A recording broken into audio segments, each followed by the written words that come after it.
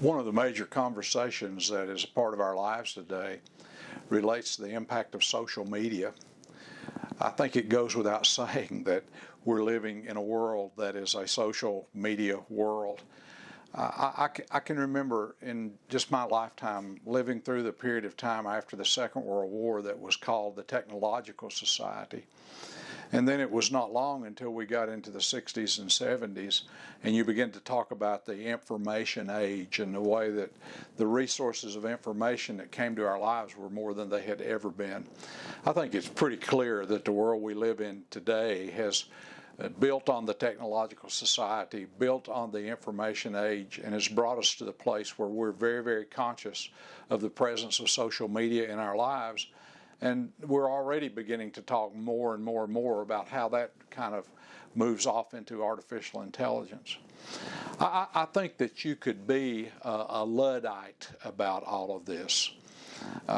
Luddites were a group of people that lived several hundred years ago that felt like that society was moving too quickly and that society was corrupt and that society was hurting people's lives. And so the Luddites decided that the best thing to do would be to separate themselves as far from society as they possibly could.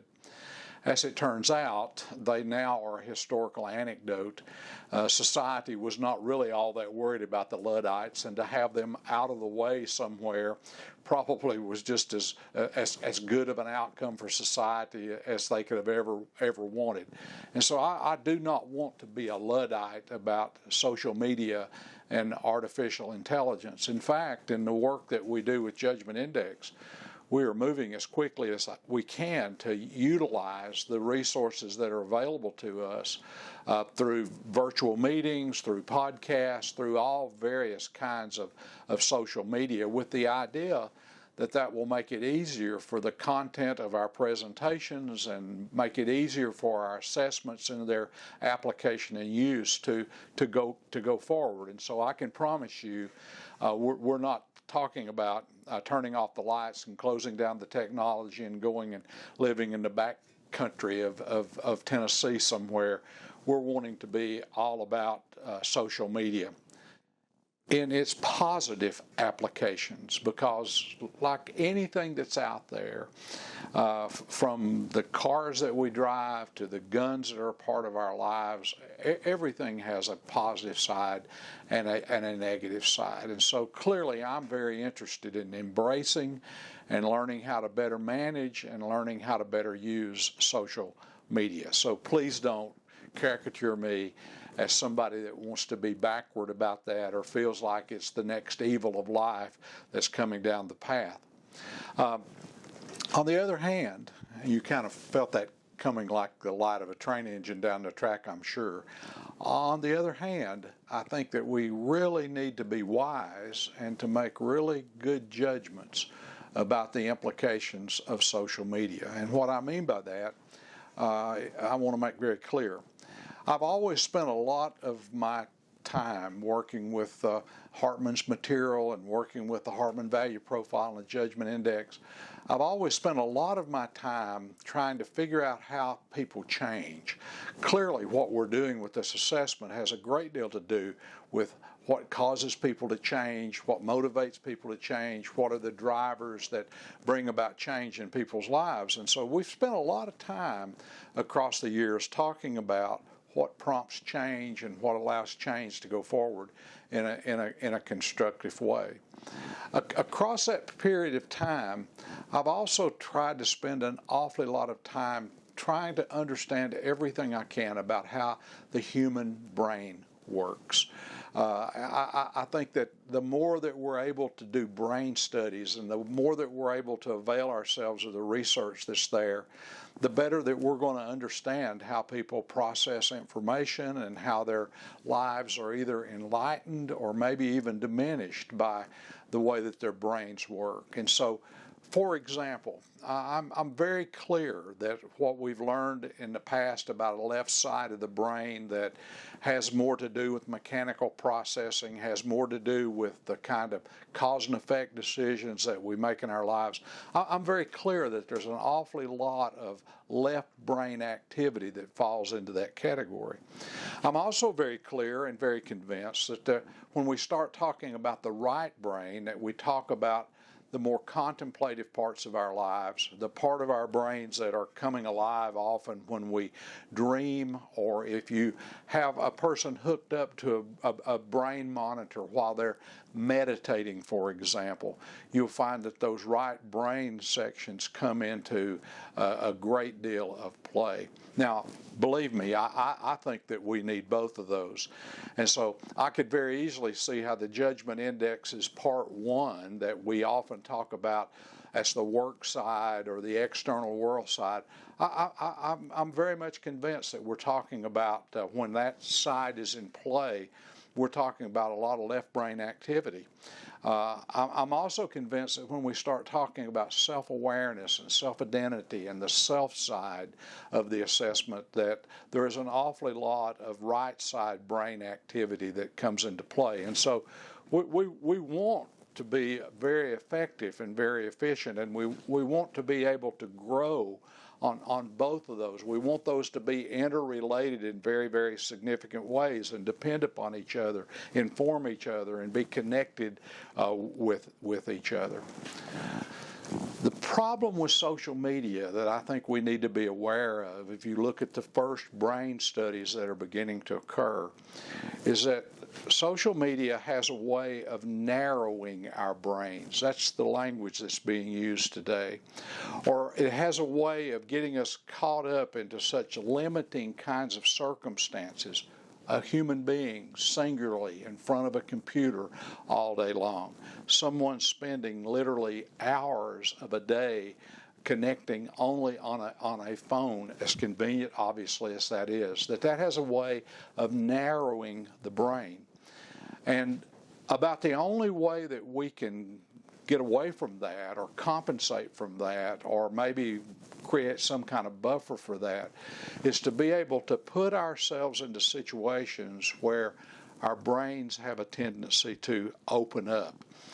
We can do that in a number of ways that I think are very, very important that sometimes we lose sight of in the business of our daily lives. We can get outdoors. We can get into open spaces. We can get out of the cramped environments of our offices.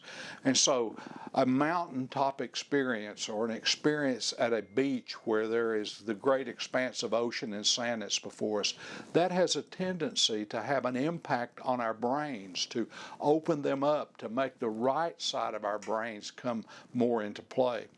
The more that we're out around people, as opposed to only connecting with them in front of a computer or a phone, tends to have an impact on opening our brains, and an impact on that right side of our brains.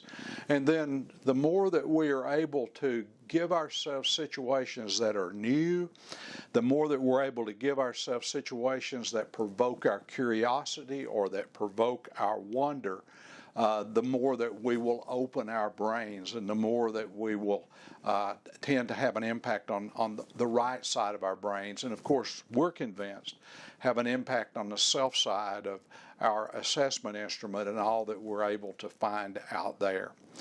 I'm not trying to construct an either or, I'm trying to construct a both and. But I'm very, very aware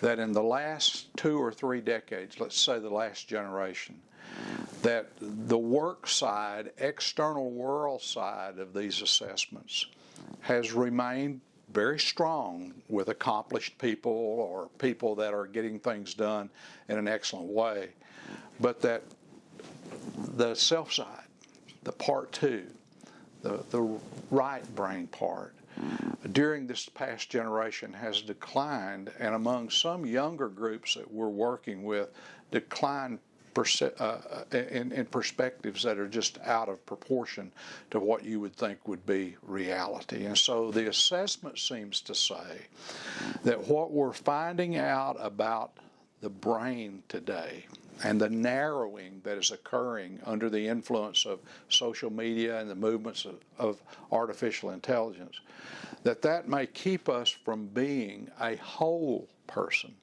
That may keep us from developing enough self-awareness. That may keep us from being able to explore the depths of who we are and cause all of our time to be given, or large portions of it to be given, to studying and perfecting what it is that we do. And so I think that when you come to the time of a life of an organization like we're experiencing at Judgment Index, like most organizations that are out there, we're very conscious about wanting to be aware of the importance of social media. We're wanting to use social media to have a larger impact. We're very, very conscious of the conversations that are rising about artificial intelligence, and we're interested in seeing how that may help us be able to better do our work and to advance the calculations and the predictive ability of our tool. But we also want to make sure that everyone knows that a major focus of our work is on the self side, because that's where the greatest needs seem to present themselves. And we want that individual that is sitting in front of a computer, or that individual that is working remotely, or that individual that is spending hours of their day on a phone. We want them to know that we're concerned to see if that is hurting them at times, and maybe to be able to measure that hurt, and then be able to be not only diagnostic but prescriptive in being able to tell them what they can do to improve that self side and to improve that what we think is a pedestal base that all that they ever do will be based on. I will conclude by saying that, 3 weeks ago or 4 weeks ago, I had spent probably 12 hours a day for 5 days right here in this office. And I was really focused, and I was spending most of that time in front of a computer with the work that I was doing. And so I was just really honed in here. What I'm saying is narrowing. My wife came in, and my wife, who knows me better than anyone, she said, "We need to get out of here. We need to go for a ride. There's too much pretty stuff out there showing up in East Tennessee for us to be missing it and you sitting in this office." And so I turned off my computer, I left my phone in its carriage, and we took a ride. And so help me, about 15 minutes into that ride, looking out over what we call the Grand Canyon of the Tennessee River, which is near where we live, I had the most amazing experience. It was like somebody took a backward vise, and instead of closing me down in a normal way that a vise would be used, it was like it pried me open, and I could almost feel like that my forehead was pulling back, and I'm not kidding about that, and that my eyes, instead of going just to the very middle of the focal point, suddenly were going back to a wider and maybe a more normal focal point. And for a minute, again, honestly, that disturbed me. I was afraid I was having a stroke or something. But in another minute, I realized what was happening. I had been so focused and so intent and so narrowed that now I was outside. And it was like it opened up. And to make a long story short, there was a problem that I'd been working on for 2 or 3 days. And I had been working on it. And I had not come up with even a near answer. Got back in the house after our ride, and you would be stunned. You know what happened. Immediately, the answer came. Immediately, the connection was made. And it was almost like I was allowing myself to have my Part 1 abilities and my Part 2 abilities working together. All of a sudden, I was experiencing connection, a mutual kind of inclusiveness of a broader acting self or a broader acting mind rather than one that was so narrowed. And so I want you to know that at Judgment Index, we're going to be all over social media. We'll have to do that to compete in some ways, but we want to do that as well because that's the world that's coming. I'll tell you that Judgment Index will be all over artificial intelligence and seeing if we can learn anything from it. But we're going to do that carefully, and we're going to watch the movements that are occurring in our society today and in our client base today, because we want people to be better at the judgments that they make about what they do, without question. But we want to make sure that we've got whole people making decisions. We want to make sure that we've got a complete person making a decision. We want to know that self-awareness, when it occurs, will make us more aware of every single solitary thing that we do and that we experience in our lives. And so don't look for us on the Luddite list. Look for us on the list of people who are taking giant strides forward into social media, but who are wanting to be very, very careful about the implications of social media, the implications for artificial intelligence on our brains and on our minds and on the way that we experience the world, each other, and our own selves.